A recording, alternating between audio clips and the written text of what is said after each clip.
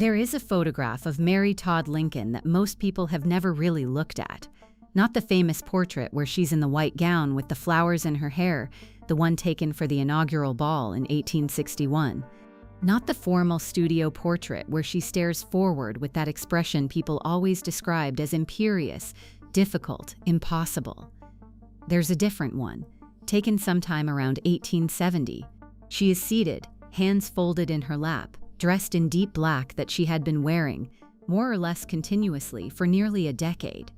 The morning crepe was so constant by that point it had stopped being a choice and become something closer to a second skin. What the photograph captures, if you look at it for long enough, is not a difficult woman.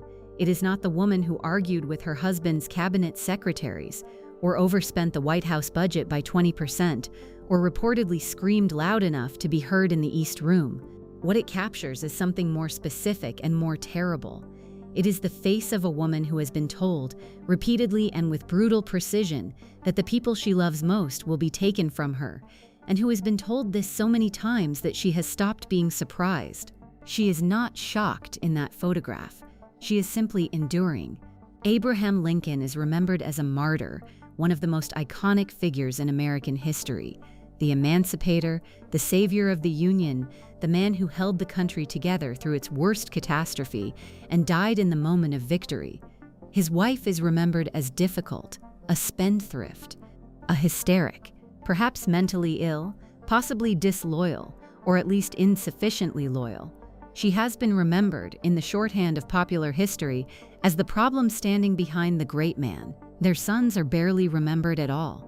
If you're enjoying this deep dive into the story, hit the subscribe button and let us know in the comments from where in the world you are watching from today. Edward Baker Lincoln died at 3 years old, before his father had entered national politics, before the country had any idea who Abraham Lincoln was, before any of the catastrophes that would follow had yet begun to arrange themselves on the horizon.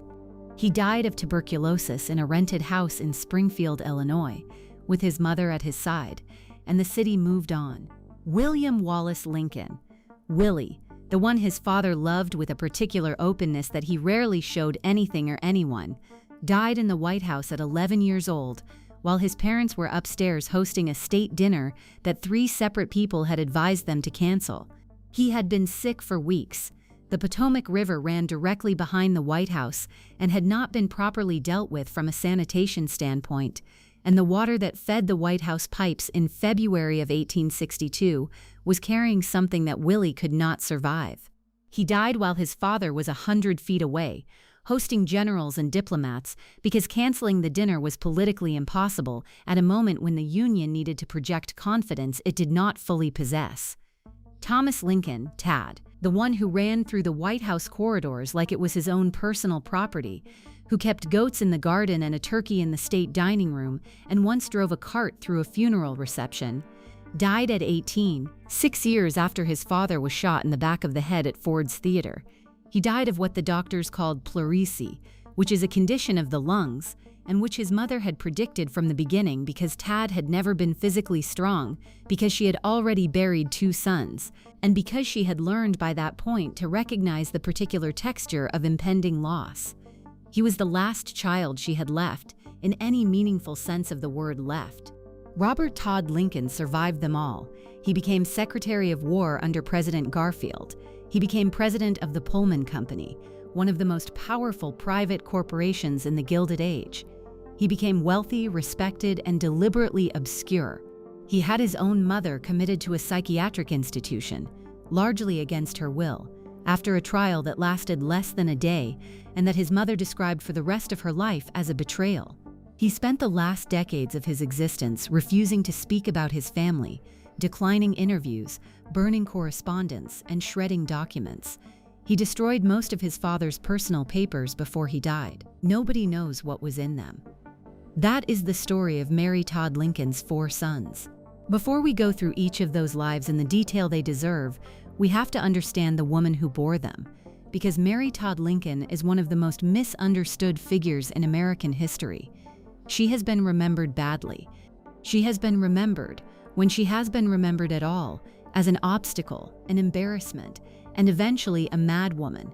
The actual shape of her life, what she came from, what she understood, what she carried, is something else entirely.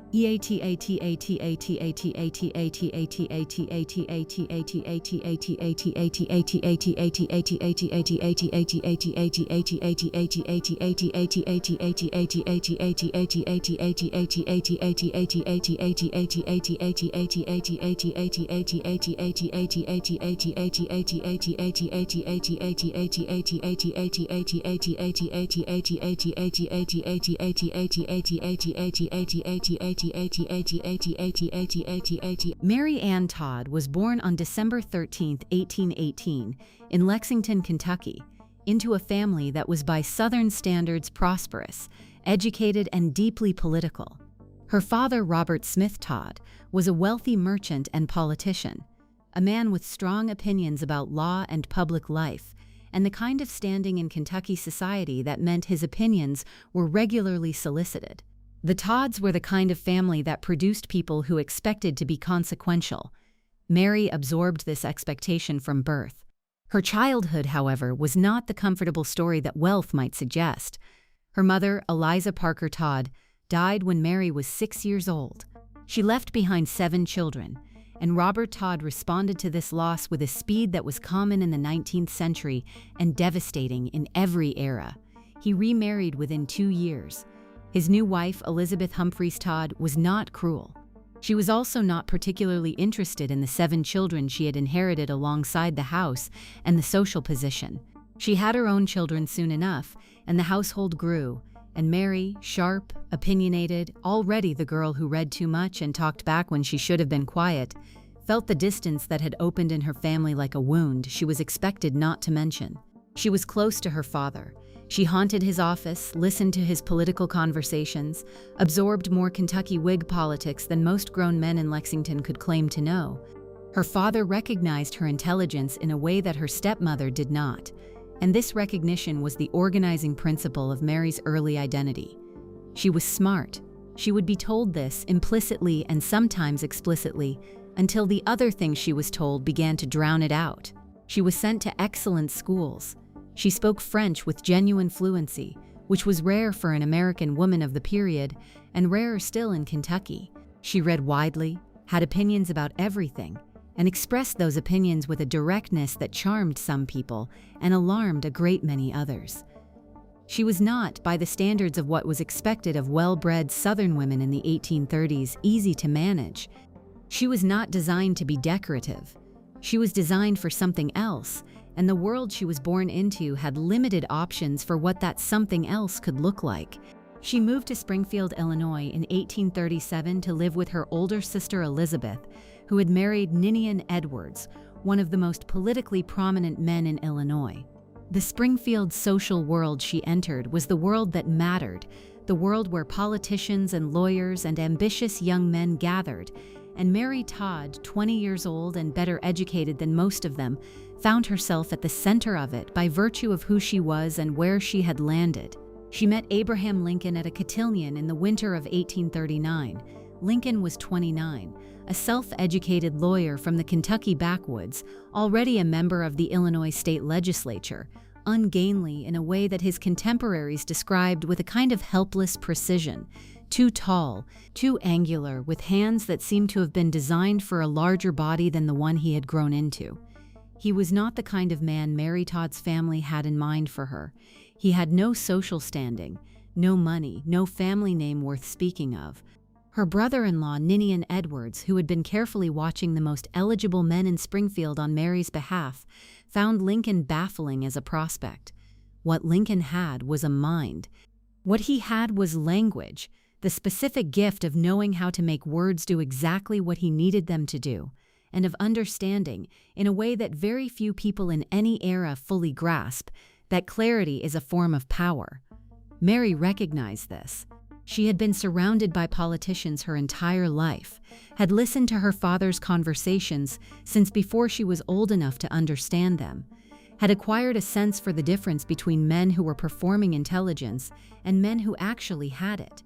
Lincoln was not performing anything. He was simply, quietly, unmistakably brilliant, and he was interested in her.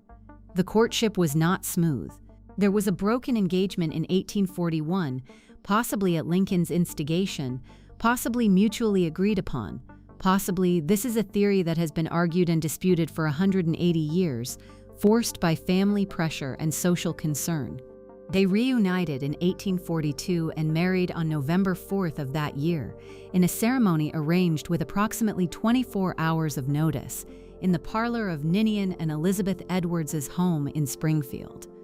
It was not the wedding Mary's family had imagined for her. What followed was not the life her family had imagined either. Lincoln was away for months at a time riding the circuit, which was how Illinois lawyers made their living, traveling from county to county, taking cases wherever they found them, sleeping in taverns and boarding houses, building the relationships that would eventually translate into political capital.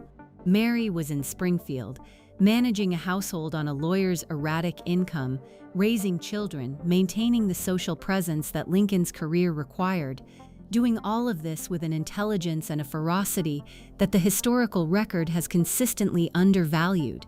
She was his political partner in a way that the 19th century had no good vocabulary for describing.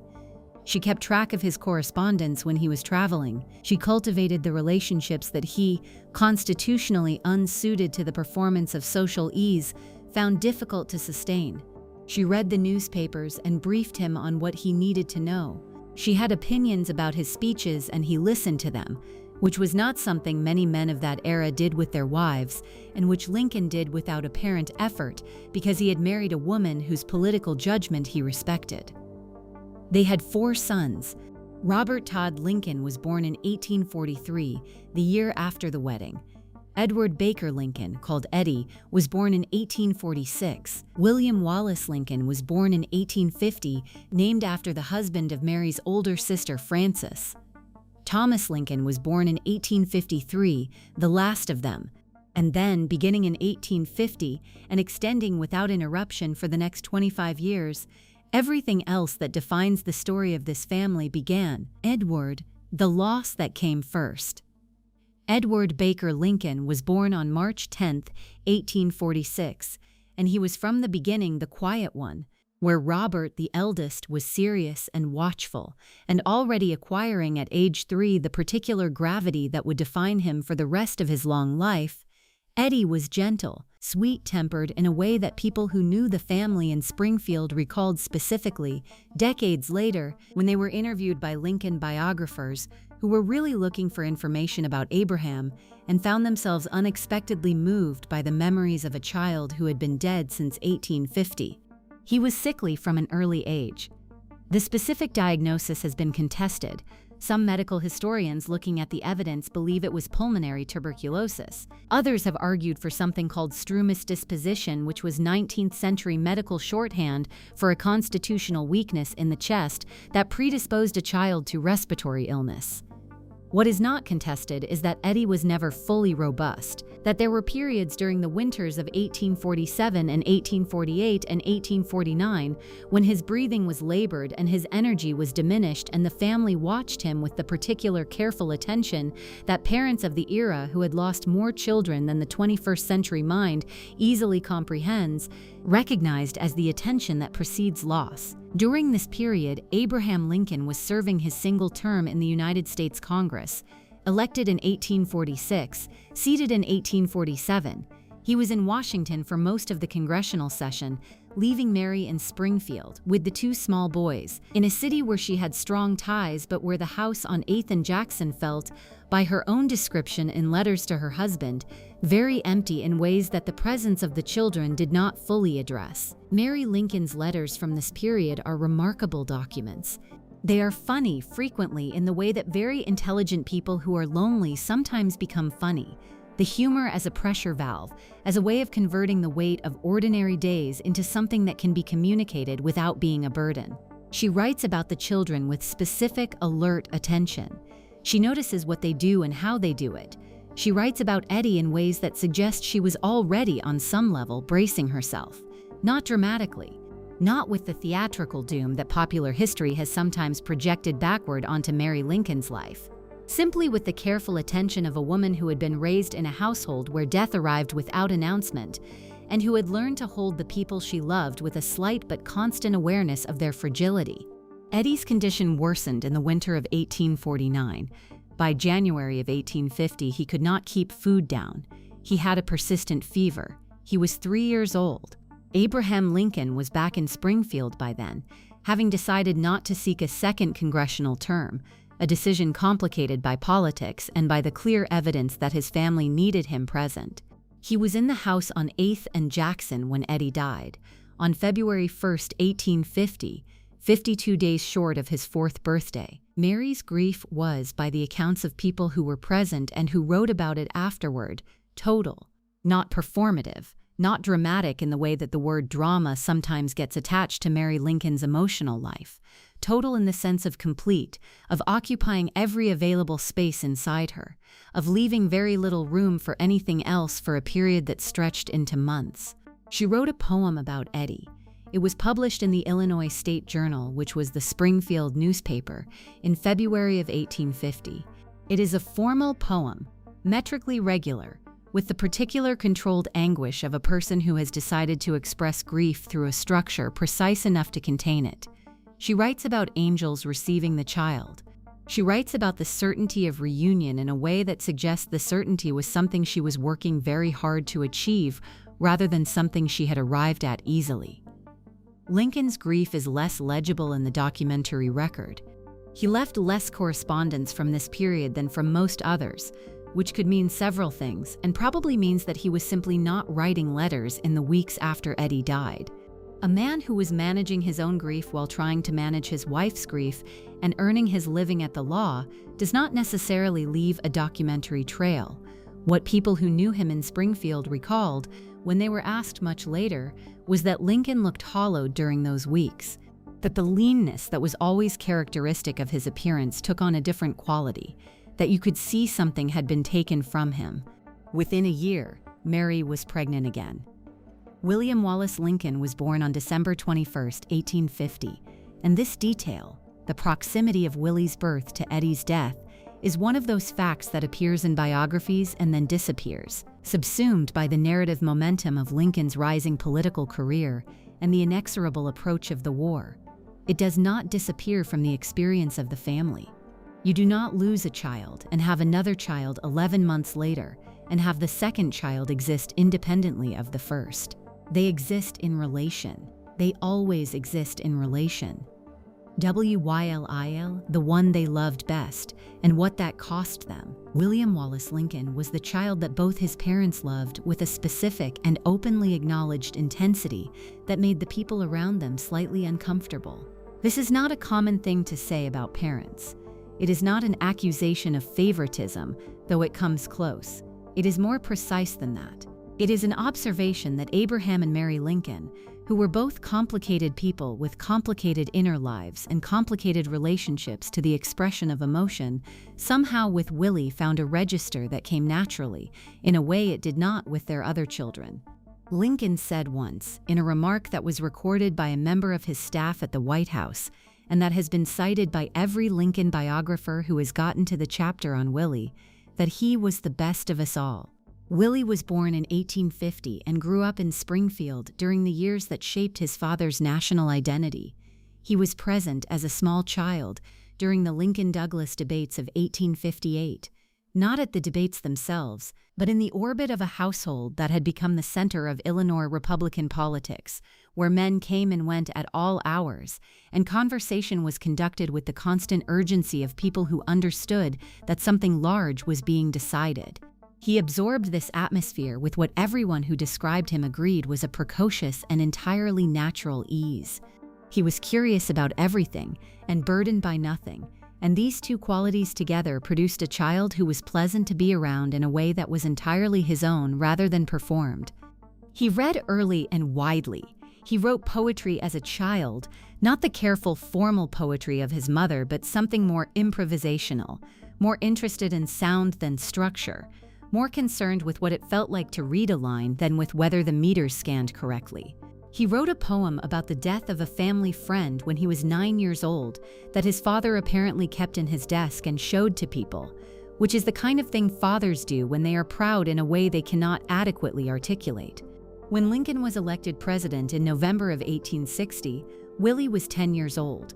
The family moved to Washington in February of 1861, traveling by train from Springfield through a country that was already fracturing in ways everyone could see and nobody quite knew how to stop.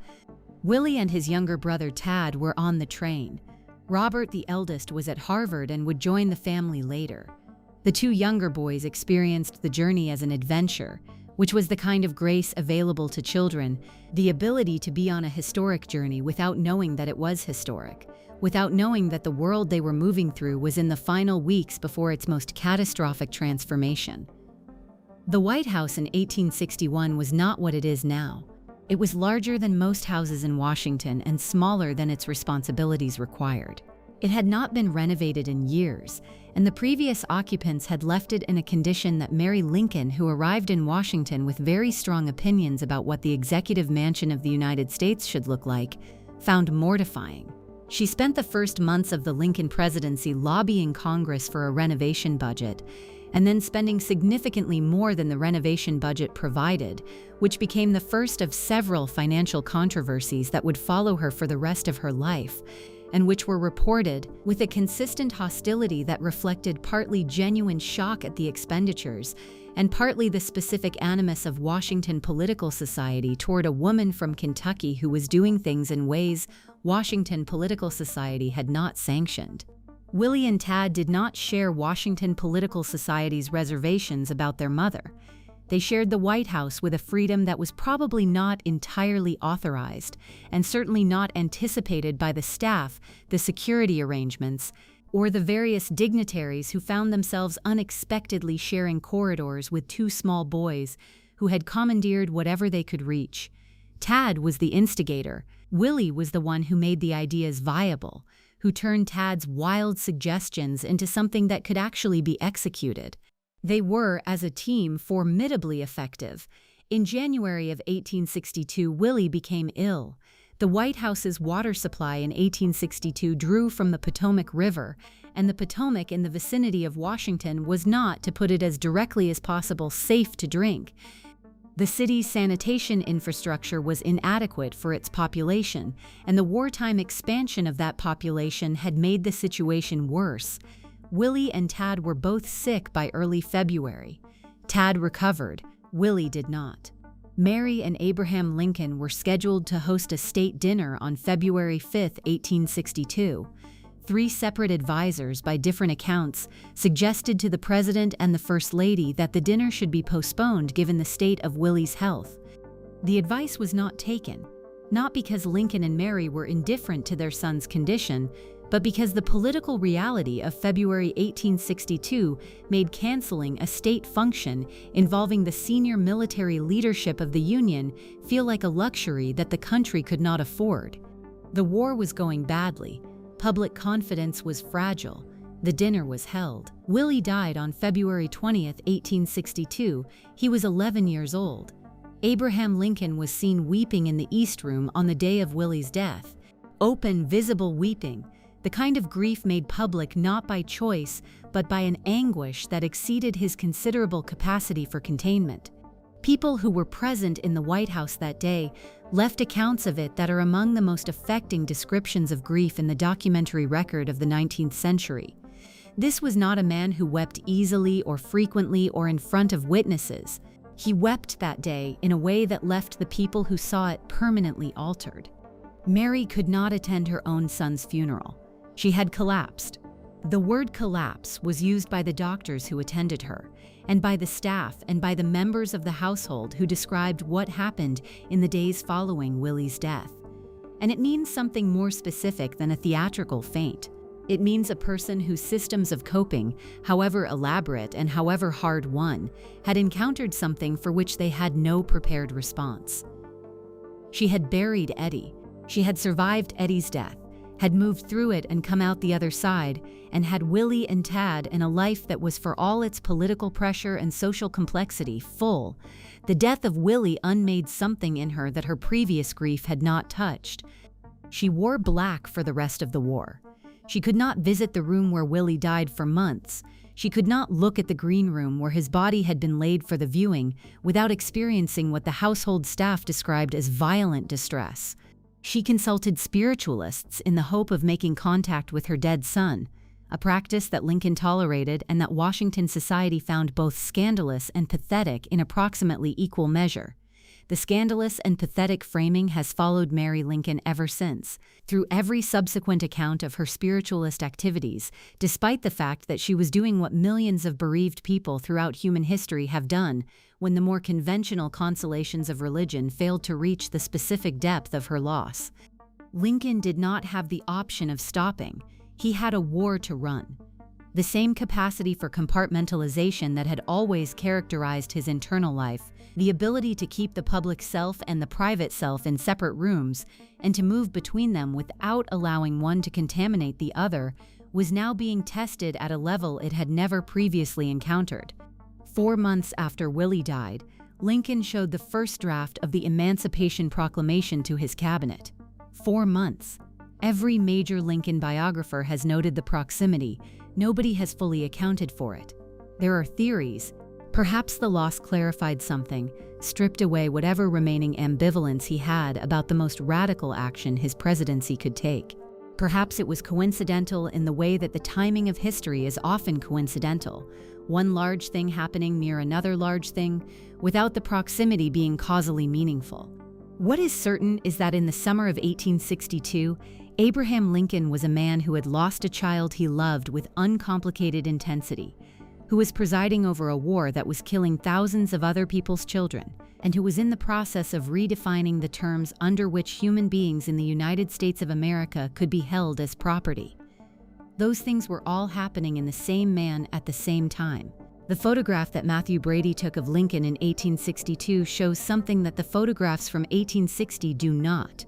It shows what carrying that particular combination of things looks like in the face of a person who has been carrying it for a while. If you find this story engaging, please take a moment to subscribe and enable notifications. It helps us continue producing in-depth content like this. TAD, the one who survived the war, and what survival cost him. Thomas Lincoln, Taddy, a nickname his father gave him as a baby because he said the infant's large head and small body reminded him of a tadpole, which is the kind of detail that makes Abraham Lincoln more real and more human than any of the statues, was born on April 4, 1853, and was from the beginning of his life a force of nature, operating at an entirely different frequency from the rest of the household. He had a cleft palate, which was not surgically correctable in 1853 and was only partially correctable throughout his childhood.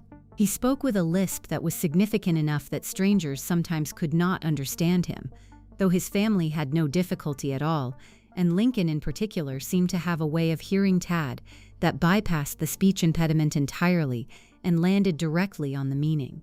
He was dyslexic in a way that the 19th century had no vocabulary for. He could not read properly until he was 12, and the tutors that came and went through the Lincoln household in Springfield and later in Washington tended to leave after relatively short periods, in part because Tad had identified exactly which educational obligations were mandatory and which were theoretically mandatory but practically optional, and had adjusted his behavior accordingly. He was not, however, lacking in intelligence. He was intelligent in the specific way that children with significant verbal and reading challenges sometimes develop, spatially, practically, in terms of understanding people in reading rooms and knowing how to get what he wanted from a situation. He understood power. He understood the difference between authority that was real and authority that was ceremonial. He had a relationship with his father that was one of the most openly affectionate documented relationships in Lincoln's biography, which is saying something given that Lincoln's biography contains a remarkable amount of warmth in the record, if you know where to look. Lincoln used to allow Tad to fall asleep in his office in the evenings. Staff members who came to brief the president would find Tad stretched out on a sofa or on the floor, occasionally directly on top of documents, and Lincoln would be working around him with the particular attention of a man who understood that the documents would always exist and that this specific version of his child would not. He would wake Tad up at the end of the evening and carry him upstairs to bed. People who witnessed this wrote about it because it was, in the context of a president managing a war that was consuming the country, startling. It was the most ordinary thing in the world. It was a father and a small boy. After Willie's death in February 1862, Tad became the focus of whatever parental attention could be directed away from the war and from the grief that had installed itself permanently in the household. He had lost his closest companion. Willie had been his co-conspirator, his executive officer, the one who made the plans work. And he processed this loss in the way that Tad processed most things, by remaining in motion. He became more extroverted, if that was possible. He befriended soldiers. He acquired a commission, honorary but taken entirely seriously by Tad himself, and by many of the officers who received his orders, as a lieutenant in the Union Army. He inspected troops. He collected stray animals. He had 2 goats named Nanny and Nanko, who had the run of the White House grounds and occasionally of the White House itself. He was present at Ford's Theater on the night of April 14, 1865.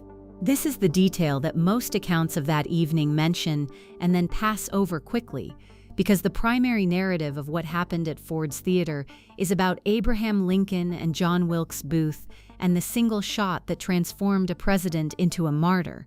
But Tad was there. He was 11 years old. He was not in the presidential box. He was in another part of the theater, watching a different performance with a White House aide, while his parents were upstairs in the flag-draped box with Major Henry Rathbone and Clara Harris. When the shot was fired, Tad heard it. He heard the screaming that followed. He did not know immediately what had happened, only that something terrible had happened, only that people were moving toward the presidential box with the particular controlled urgency of people who were managing a catastrophe rather than responding to one. He was taken out of the theater. He was taken back to the White House. He was told that his father had been shot. Lincoln died the following morning, April 15, 1865, in a boarding house across the street from the theater, in a bed too short for his long body. He was 56 years old. Tad was 11 years old and had now lost his brother and his father within the space of 3 years. He had also, though this would take time to become fully apparent, effectively lost his mother, not to death but to grief of a completeness that made her, for the years immediately following Lincoln's assassination, barely functional as a parent to anyone. Mary's situation after Lincoln's death was by any objective measure dire. She was a widow with no income, in a period when widows had few legal mechanisms for financial independence.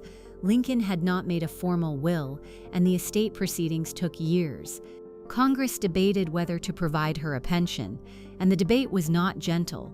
There were members of Congress who argued publicly that she was not deserving of financial assistance, that she had been insufficiently loyal, that her Kentucky relatives and her spending habits disqualified her from the government's generosity. The pension bill failed the first time it was introduced. She left Washington almost immediately after the assassination, unwilling and possibly unable to attend the state funeral, returning to Chicago with Tad and with Robert, who had resigned his commission to be with his mother. She lived in a series of rented rooms, managing her finances with a tightening desperation that would consume most of the next decade and produce several of the incidents that later became evidence for the case that she was unstable. She spent years in Europe with Tad, partly for economy.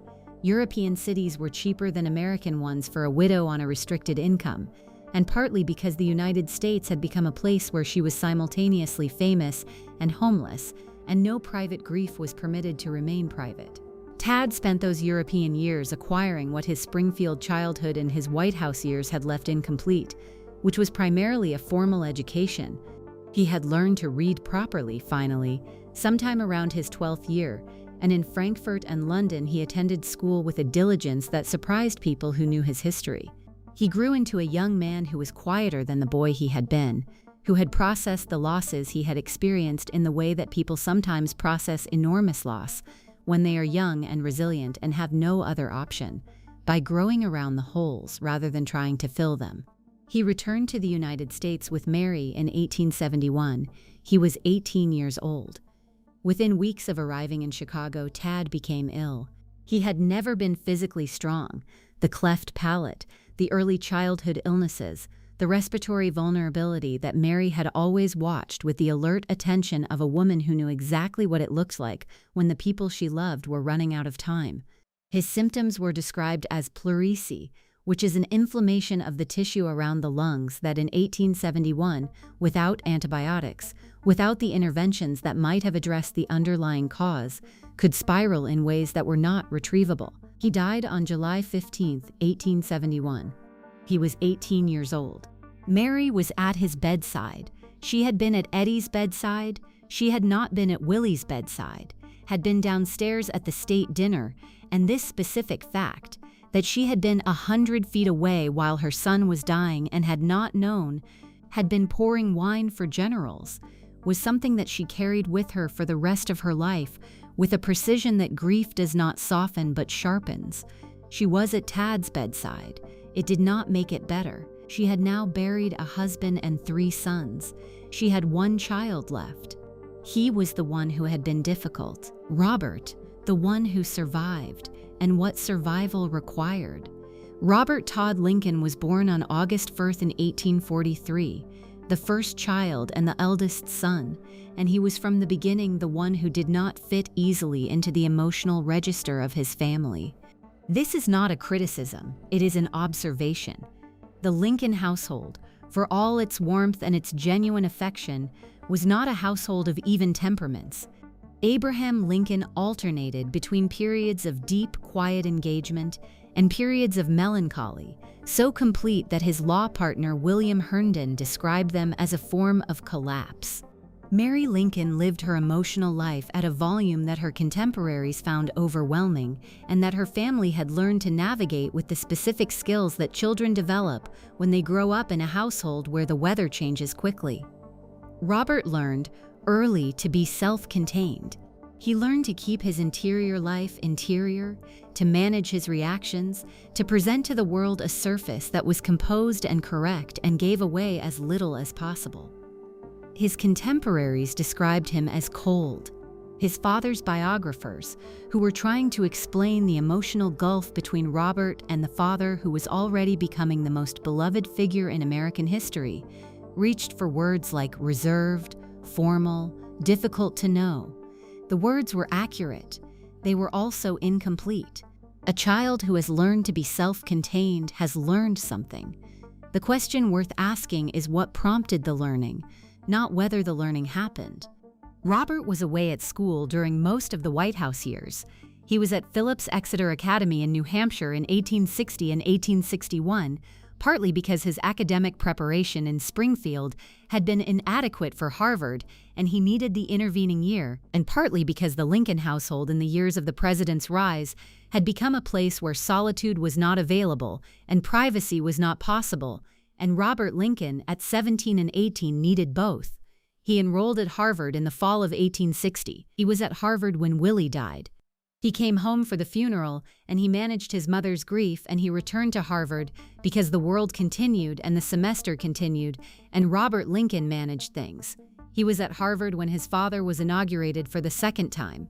He was finishing his Harvard degree in the spring of 1865, preparing to enlist in the Union Army. He had wanted to enlist earlier. Mary had begged Lincoln not to allow it, had argued with a ferocity that the historical record describes as frantic, that she had already lost enough and could not lose another son to the war. Lincoln had negotiated with General Grant, and Grant had taken Robert onto his staff as a captain, in a position that was reasonably safe and that allowed Mary to believe, more or less, that she had preserved something. Robert was at Appomattox when Lee surrendered. He was with Grant's party. He witnessed the end of the war as a staff officer who had arrived in time for the conclusion. He then traveled to Washington to see his parents, arrived at the White House on the evening of April 14, 1865, had dinner with his parents, declined to accompany them to Ford's Theater because he was tired, and went to bed. He was awakened sometime after 10 o'clock with the news that his father had been shot. He went to the Peterson house. He was present in the room where his father died. He was 21 years old. He helped manage his mother's transportation back to the White House. He sat with her through the night. He managed the correspondence, the notifications, the practical requirements of a death that was also a state event of the first order. He did this while processing the loss of his father, which he did, as he did most things, internally and without visible evidence of doing it. This pattern continued for the rest of his life, and it is what makes Robert Todd Lincoln one of the most frustrating and most tragic figures in the entire Lincoln story. He had an enormous interior life that he had decided at some early point to keep private, not from calculated coldness, but from the specific defensive posture of a person who has learned that emotional exposure is followed by emotional devastation, and who has decided that the only way to stop the devastation is to stop the exposure. He was 21 years old, and he had lost Willie. At 11, he had lost his father. He would lose Tad in 6 more years. In the meantime, he had his mother. Mary Lincoln's financial situation in the years after the assassination was genuinely precarious, and her response to that precariousness was, by any fair accounting, a mixture of reasonable anxiety and catastrophic judgment. She sold her clothes. She sold items from the White House years. She wrote letters to prominent Republicans asking for financial assistance that were then leaked to the press, which converted private desperation into public embarrassment and confirmed the Washington narrative that had been building for years about her instability. Congress eventually passed a pension bill. It was not generous. Robert spent years trying to manage his mother's public image, which was a project that resembled trying to manage the weather. Mary was not interested in being managed. She was not interested in performing the quiet widowhood that Victorian convention required of women in her position. She was not quiet about anything, had never been quiet about anything, and she was particularly not quiet about the financial insecurity that she believed disgraced the memory of her husband and the country that her husband had died serving. Robert had married in 1868. Mary Harlan was the daughter of a United States senator from Iowa, a marriage that was by the social standards of the time appropriate, and that was by the personal evidence of what Robert Lincoln's life became, genuinely happy in a way that Robert allowed himself happiness, which was with one eye always toward the exits. They had 3 children, Mary, Abraham, and Jesse. Robert was attentive to them in the specific controlled way that he was attentive to everything, and the household he built was the opposite in almost every dimension of the household he had grown up in. Orderly, quiet, private, deliberately shielded from the attention that the Lincoln name made otherwise impossible to avoid. The crisis that history has never fully resolved came in 1875. By 1875, Mary Lincoln had been acting, in Robert's assessment and in the assessment of the people closest to her, in ways that suggested mental instability serious enough to constitute a danger to herself. She was spending money in ways that had no logical relationship to her needs or her income, purchasing quantities of lace curtains in hotel rooms, making large financial transactions that made no sense, keeping enormous amounts of cash sewn into the lining of her petticoats because she did not trust banks. She was reporting physical symptoms that her doctors could not confirm, sensations of heat, of being watched, of her son Robert conspiring against her. She was grieving still, in a way that had not diminished in the decades since Lincoln's assassination, but had instead fermented into something that affected her functioning in ways that were increasingly visible. Robert consulted doctors. He consulted lawyers. He arranged a sanity trial, and the word trial is important because it was conducted as a legal proceeding, with witnesses and a jury and a judge, though the jury was impaneled and heard testimony and returned a verdict of insanity in approximately an hour and 45 minutes, which suggests that the procedural thoroughness of the process was somewhat less than its formal structure implied. Mary was committed to Bellevue Place, a private sanitarium in Batavia, Illinois, on May 20, 1875. She was not violent. She was not incapacitated. She was, by the accounts of the staff at Bellevue Place, a difficult patient who was fully coherent, fully capable of managing her daily life, fully able to articulate with precision and force exactly what she believed had been done to her and by whom. She wrote letters. She wrote letters to her friends, to her sister Elizabeth, to lawyers she hoped might help her, to newspapers she thought might publish her account. Many of the letters were intercepted by the sanitarium staff. The ones that were not intercepted formed the evidentiary basis for the campaign to have herself released. She was released after 4 months, on September 10, 1875. She returned to the custody of her sister Elizabeth in Springfield, which was effectively a different kind of confinement, but one that she had agreed to because it was the available alternative to Bellevue Place. She pursued legal proceedings to have herself declared legally sane, which succeeded. She never forgave Robert. The historical debate about what Robert did in 1875 has not been resolved in 150 years and is unlikely to be resolved because the evidence does not support a clean verdict. It is possible that he genuinely believed his mother was a danger to herself and acted from concern for her welfare. It is possible that he was motivated partly or primarily by embarrassment, by the desire to contain the public spectacle that his mother had become, by the calculation that a Lincoln in a sanitarium was less damaging to the Lincoln legacy than a Lincoln behaving as Mary was behaving publicly. It is possible that both things were true simultaneously, which is the most uncomfortable possibility and probably the most accurate. What is certain is that Mary never spoke to Robert again in any real sense. She communicated when legal or financial necessity required it. She did not resume the relationship. She died on July 16, 1882, in the same house in Springfield where she had grown up, in the room where she had slept as a girl. She was 63 years old. She was found to be in significant physical deterioration. She had been largely confined to her room for months, unwilling to be seen in public, having accumulated in the darkened room an extraordinary quantity of trunks and cases and boxes that she had never fully unpacked. The physical hoarding, the darkened room, the refusal of social contact, these are the symptoms of something that the 21st century would have a better vocabulary for addressing than the 19th century did. Robert attended the funeral. He wore black. He said nothing for the public record. He lived for 50 more years after his mother's death. He became, as has been noted, Secretary of War. He became president of the Pullman Company. He argued before the Supreme Court. He was offered the Republican presidential nomination and declined. He watched 2 more presidents get shot. He was present at the Washington train station when Garfield was shot in 1881, and he was at the Pan American Exposition in Buffalo in 1901 when McKinley was shot. He reportedly said at some point in his later years that he was a jinx, that he should not be invited to public events with presidents, that the pattern had become too clear to ignore. Whether this was said with dark humor or with genuine superstitious dread is not clear from the sources, and probably was not clear to Robert either. He destroyed papers throughout the later decades of his life.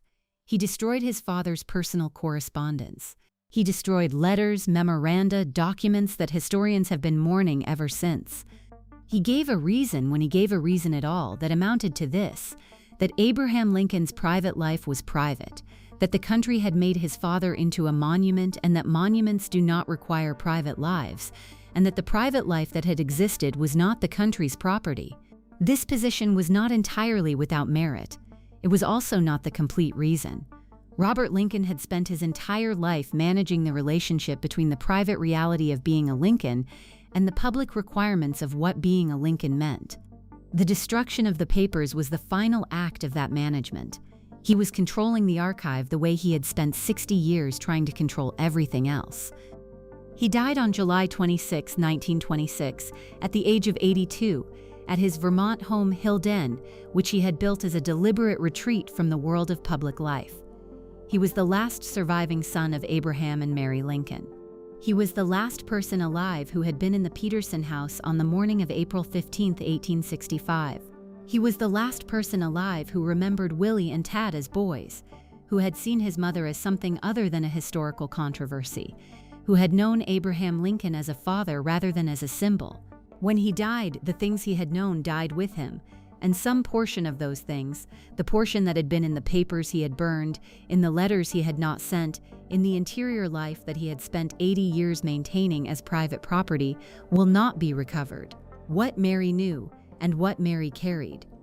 There is a pattern in Mary Todd Lincoln's life that is easier to see from the outside, from this distance, than it was for any of the people who lived inside it. She was a woman of exceptional intelligence who was born into a historical moment that had very few uses for the specific kind of intelligence she had. She was political in an era when women were not permitted to be political in any formal sense, only in the informal sense that meant doing the work without receiving the credit. She was opinionated in an era when opinionated women were regularly described as hysterical. She was financially unsupported, in an era when widows were structurally dependent on the generosity of governments and relatives, and had limited recourse when that generosity was insufficient or conditional. She was also a woman who had been marked by loss in a way that the 19th century had no framework for addressing. The 19th century knew about grief. The 19th century produced some of the most elaborate cultural rituals ever developed for the purpose of acknowledging and managing grief. The mourning clothes, the memorial jewelry made from the hair of the dead, the elaborate gravestone sculpture, the funeral poetry published in newspapers.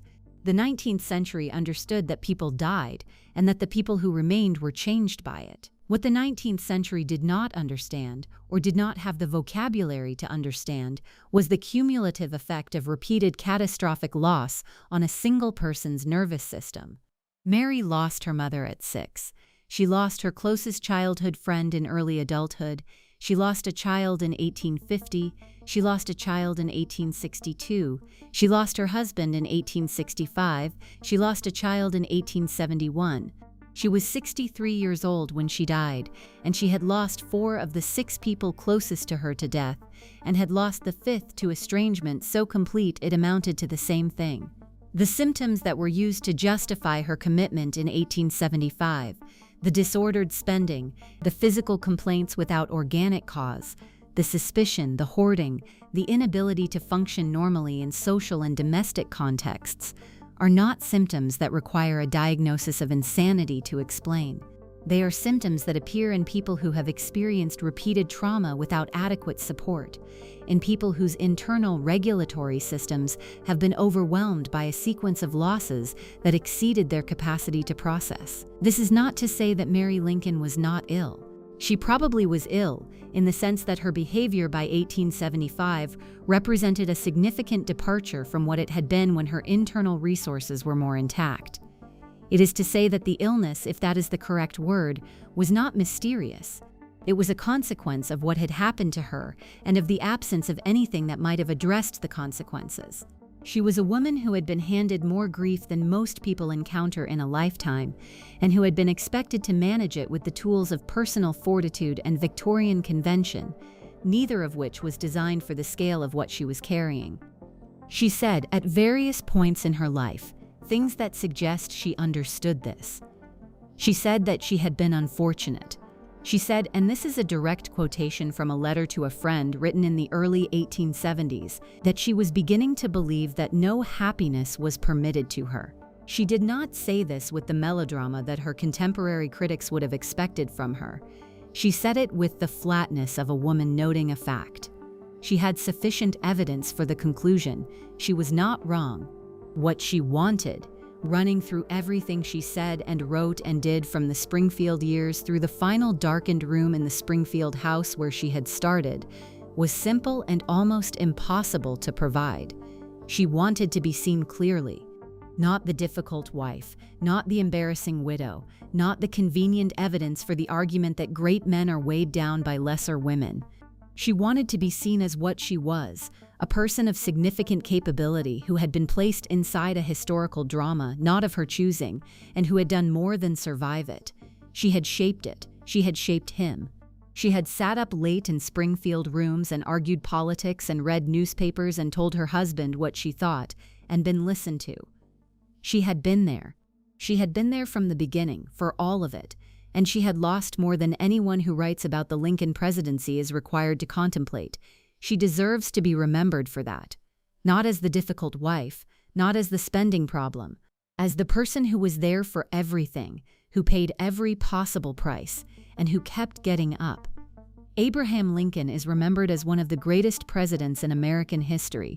The statues and the memorials and the penny and the $5 bill and the Washington Monument to a different Lincoln but named for the same idea, they encode the public man, the one who held the Union together, the one who signed the Emancipation Proclamation, the one who gave the Gettysburg Address. Behind all of that, there was a family. Edward Baker Lincoln died at 3 years old in a Springfield house with his mother at his side. William Wallace Lincoln died at 11 in the White House while his parents were hosting a dinner downstairs. Thomas Lincoln died at 18 in Chicago, having survived the war and his father's assassination and 6 years of watching his mother carry what she was carrying and having run out of time just when it seemed like time might finally be on his side. Robert Todd Lincoln survived. He built a life of the kind that the other three were not given the opportunity to build. He was powerful and successful and guarded and by every available indication, permanently altered by what he had seen and what he had carried and what he had done and what he could not undo.